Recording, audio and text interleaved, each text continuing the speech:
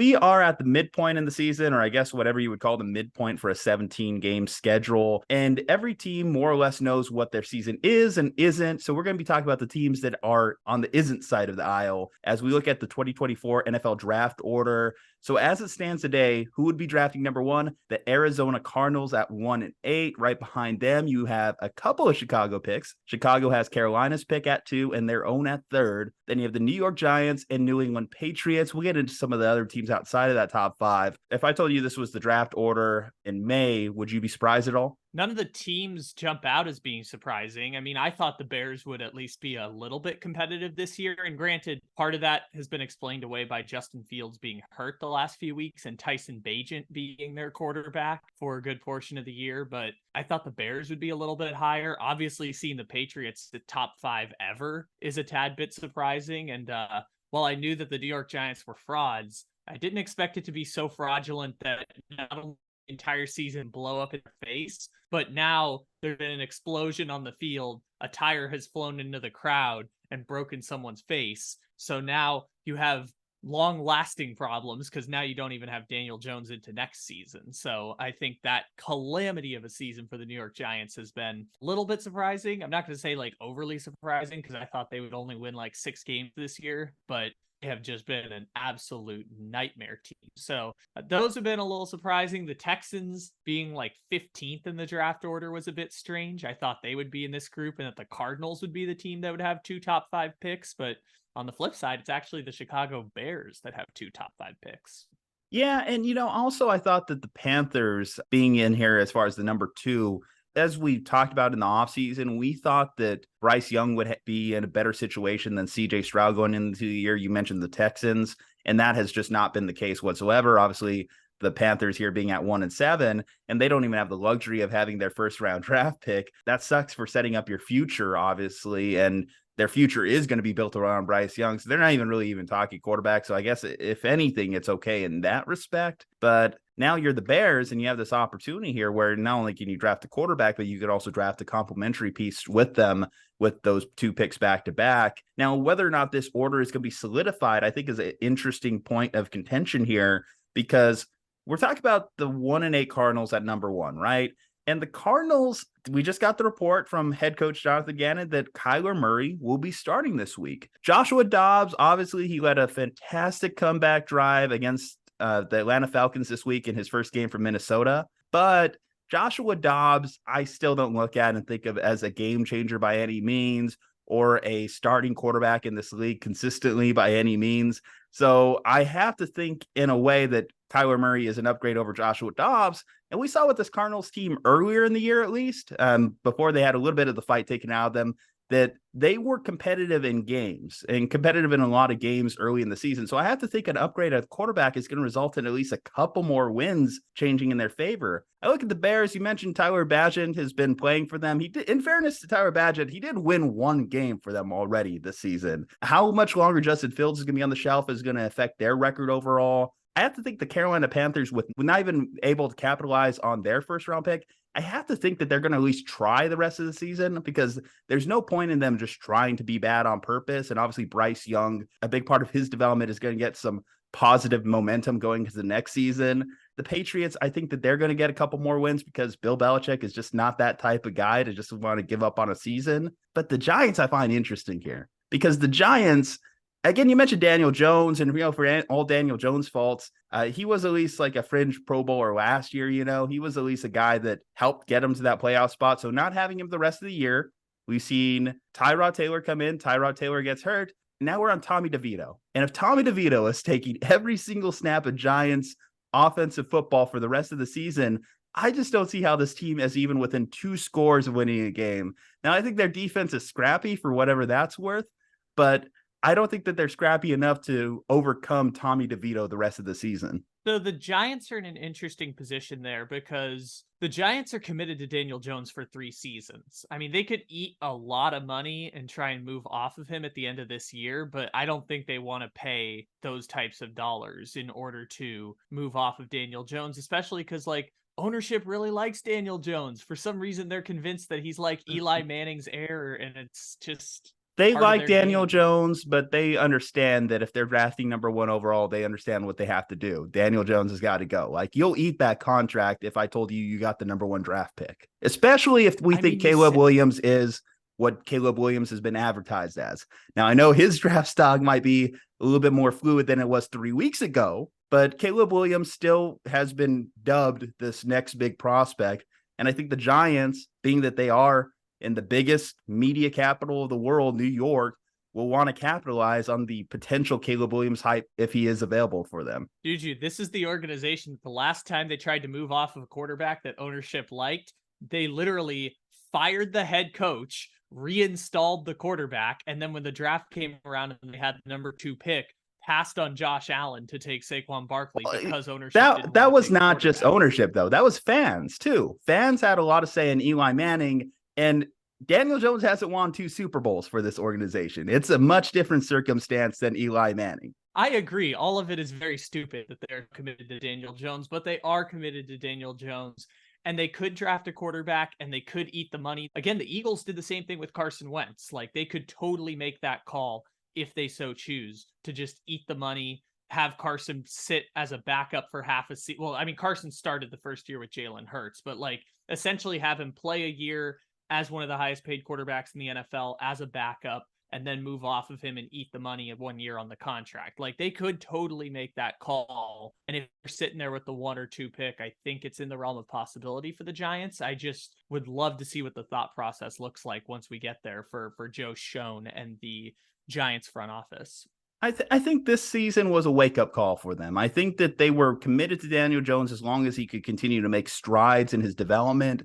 And then we saw him, at least through the first 4 weeks, he wasn't making those strides. He wasn't making improvements like they thought he was. They thought he could potentially be the next like Alex Smith in terms of his development, but that just never really came to fruition. And now he's hurt. Now he's going to be coming off ACL surgery this coming season. It's a much different circumstance than it was even 5 months ago. So I think that there should be no hesitation for the Giants when they think about, should we draft Caleb Williams or Michael Penix Jr., Drake Maye, any of these guys at the top of the draft. I think the Giants should be considering. And again, if they're number one, the world is their oyster. And I think, how are they not going to be number one when I mentioned the situations around them? I think the Cardinals are going to win a couple more games. I think the Panthers, they're going to win a couple more games this season, or maybe even at least one, because Bryce Young, it's going to be a big part of his development. The Bears, if Justin Fields comes back, I think they have to win at least one more. And the Patriots, but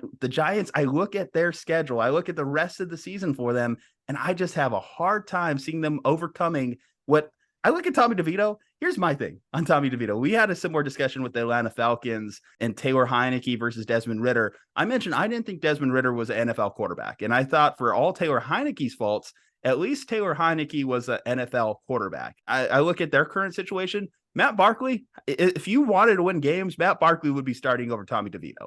Because Matt Barkley, again, is at least an NFL quarterback. I'm not even sure what Tommy DeVito is. Tommy DeVito is like a practice squad guy at best. Dubious at best, call Tommy DeVito a practice squad guy.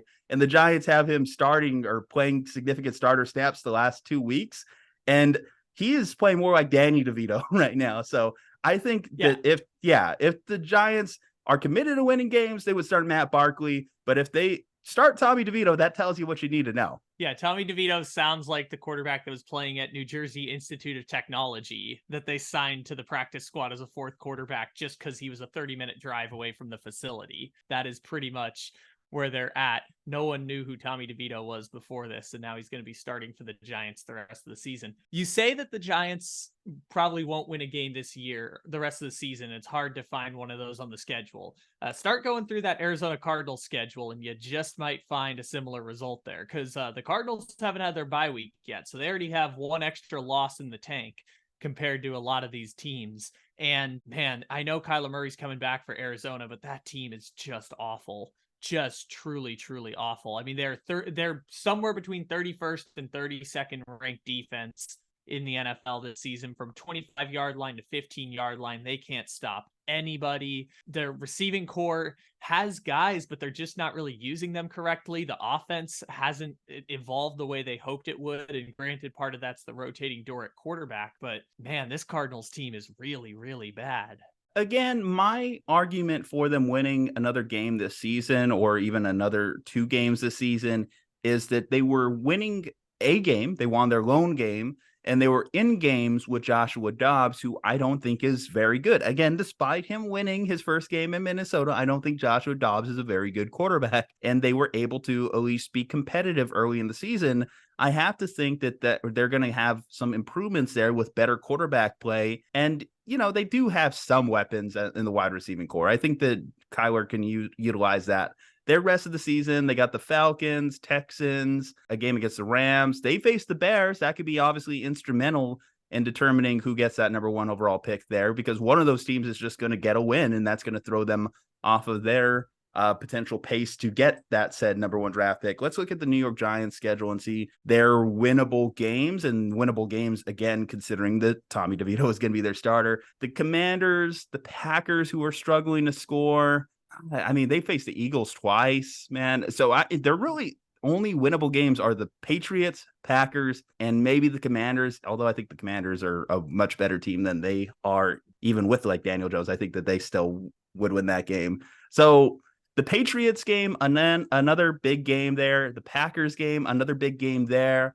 So those are a couple games to keep an eye on. Cardinals versus the Bears, and Patriots versus Giants, as far as like determining the top of the draft here in the next few weeks. Yeah, and those 3 teams that we've been talking mostly about here with the Cardinals, the Giants, and the Bears are all just super, super unique teams, because if you told me the Cardinals were a trade down candidate with the number 1 pick, knowing that they have Kyler Murray in the bank and want to build around Kyler Murray, that would be really interesting to talk about. But I think the Giants are a classic trade down candidate at the top of the draft. I mean, a team that has their quarterback, might be committing long-term to Saquon Barkley, has all pros on the defensive side of the ball. That's a classic trade down kind of scenario. But again, we're talking about it now. They don't have their quarterback. They have a guy in at quarterback that can play competent quarterback snaps at times, but is never going to be truly a game changer in the same way that, again, I'm going to take this away from Caleb Williams. Even Michael Penix Jr., like, is looking really good. That I question whether or not, like, we should really be talking about Michael Penix Jr. as a legitimate number 1 overall draft pick this coming year, because he's really earning his stripes this year in the draft. And I think not enough people are giving him respect when we talk about the tank for Caleb Williams discussion. It's going to be a tougher choice than I think a lot of draft experts gave it early on, but deciding between those 2. Let's talk about a little bit on that Caleb Williams front. Do you think the last 3 weeks he's screwed himself in any way? Do you look at Caleb Williams any different, especially when you consider how hot Michael Penix Jr. has been? Yeah, I don't believe in the small sample size stuff. I mean, some of it is real. I will acknowledge some of it is real. But if this is a guy who coming out of high school was identified as the number 1 quarterback in his class, if this is a guy who won a Heisman Trophy in his sophomore year, and since March of 2024, or maybe even earlier, since December of 2021, people have been saying he'll be the number 1 pick in April of 2024. If people have been saying for 2.5 years he's going to be the number 1 pick, you should probably take him with the number 1 pick in the draft. Like, don't let a small recent sample size be the thing that deters you from taking him, especially given that USC this year is not as talented as USC last year. And that's part of the explanation for why USC has dropped 3 games here recently. Obviously, Caleb Williams hasn't played great in 2 of those 3 games. One of those games he played awesome against Washington and lost, but 2 of those 3 games he didn't play great, was partially responsible for them losing. But if you thought he was the number 1 pick back in March of last year, don't overthink it and pivot now, because there's only but so many blue chip prospects in any given draft class. Okay, so there are a couple teams that have the possibility of jumping into this mix as well. You have the Los Angeles Rams, you have the Green Bay Packers. I have to think that, again, just kind of like using coach character to determine whether or not these teams would intentionally put themselves in a position to lose games. I don't think Sean McVay is the type that would lose games, but I do look at that situation when Green Bay, there's a lot of people talking about Jordan Love is basically done. Like, he's had his opportunity to show what he can do in NFL games. They're not impressed. They are definitely going to get in the quarterback mix if they do have enough of a high enough draft position. What do you think of those teams and that kind of like just on the outside looking in right now of that top five?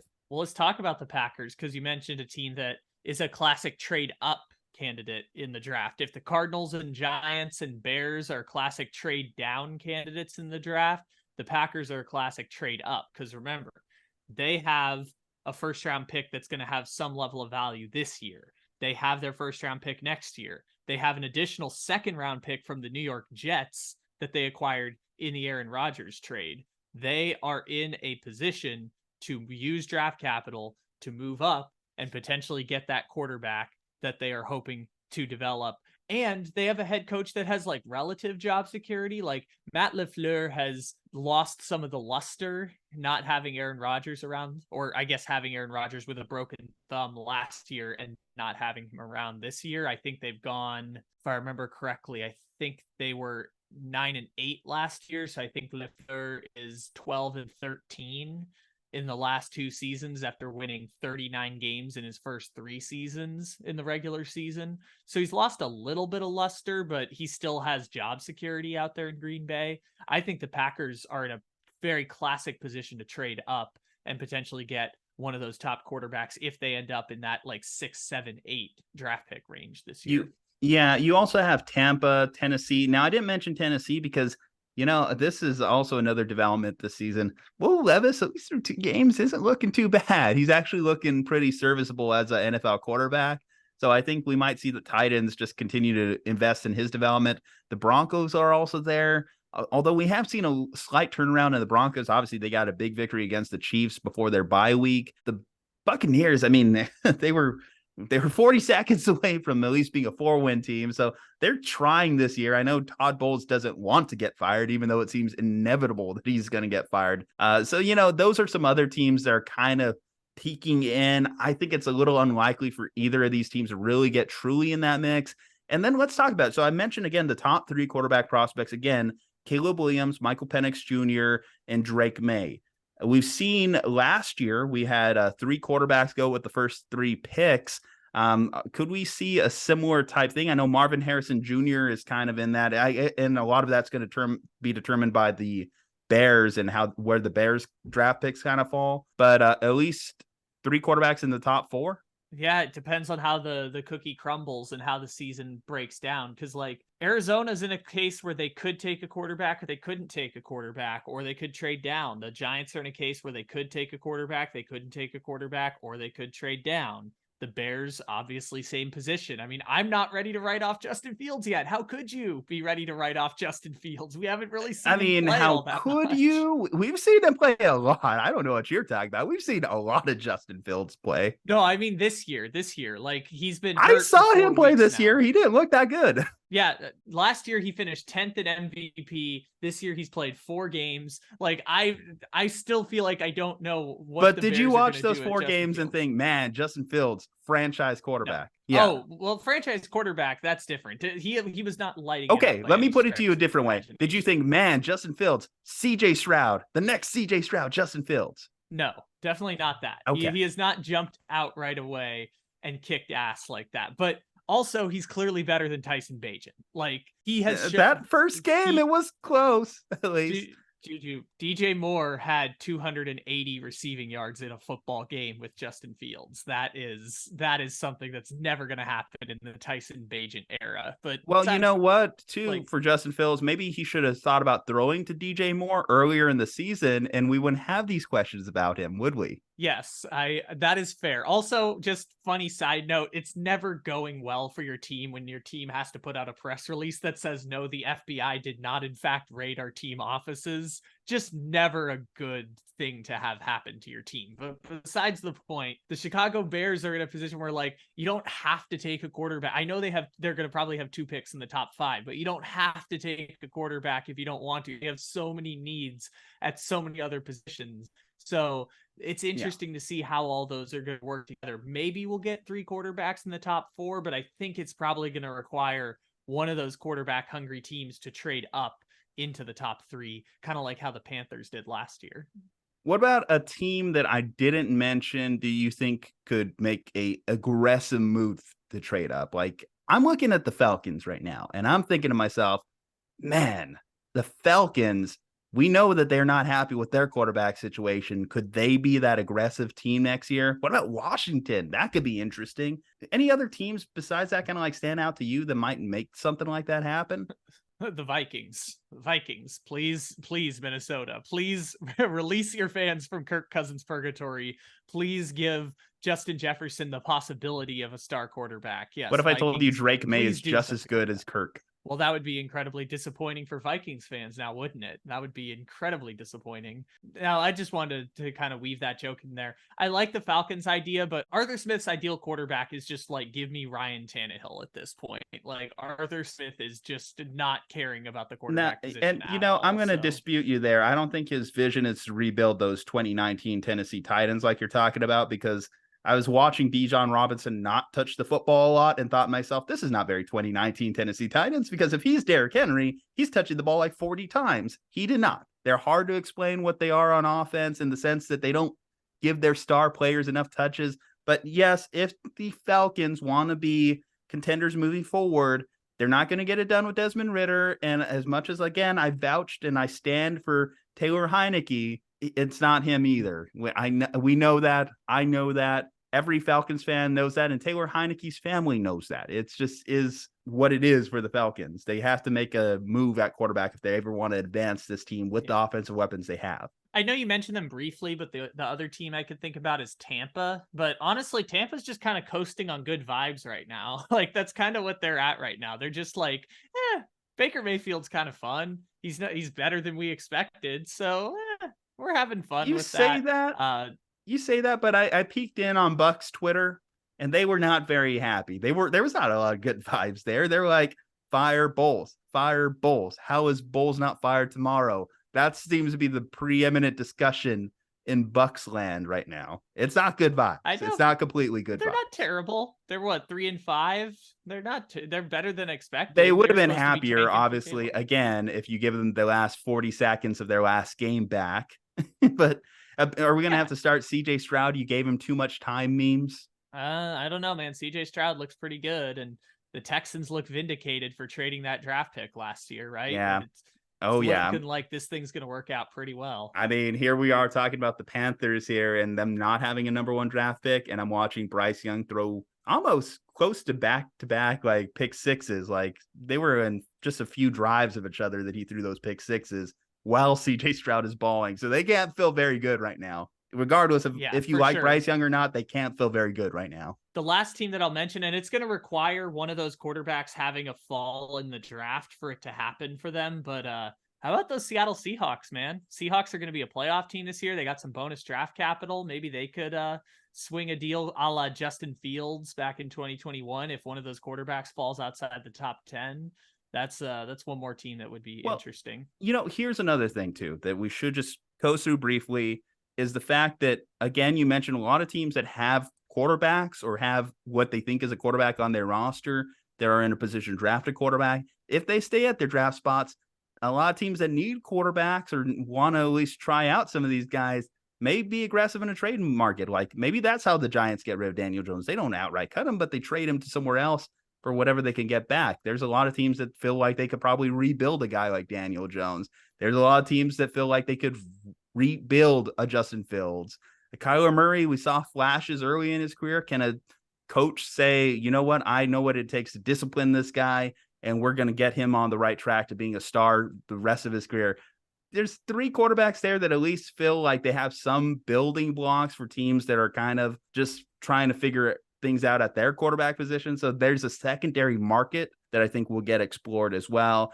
Anyway, guys, we'll leave the discussion to you. Do you think that this top five will stand the rest of the season? Do you think anyone outside of the top five will jump into that mix? Who do you think's going to be drafting number one when it's all said and done? Leave a like on the video, subscribe to the channel, follow us on all our social medias. From Juju Kyle, stay safe, happy, and healthy. We'll see you next time.